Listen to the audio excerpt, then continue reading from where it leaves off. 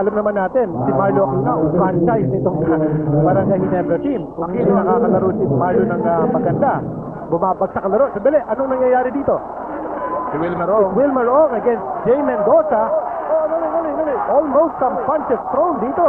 At si... Tumatake nito si Wilmer.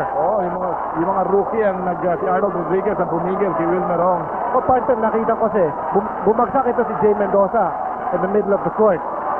And it must have been a push or a shove from Wilmer Ong.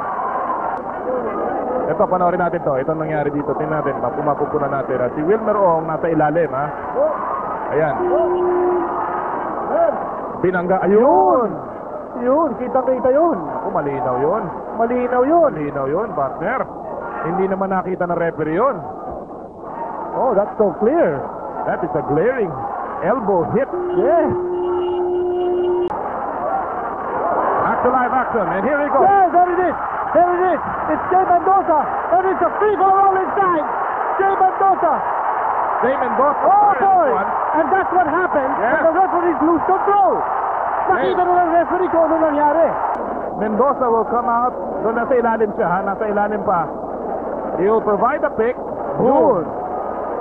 There's the block. At hindi natin nakita actually.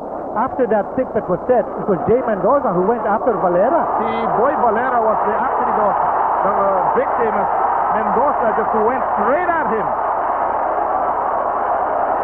I mean, everybody, it was a free-for-all after that. Panoorin natin from another angle ito, Kinito. Well, this was already the fight. No, hindi natin nakita what started it. There's Nori Luksin coming out of the bench. And there's Wilmer Ong throwing a punch.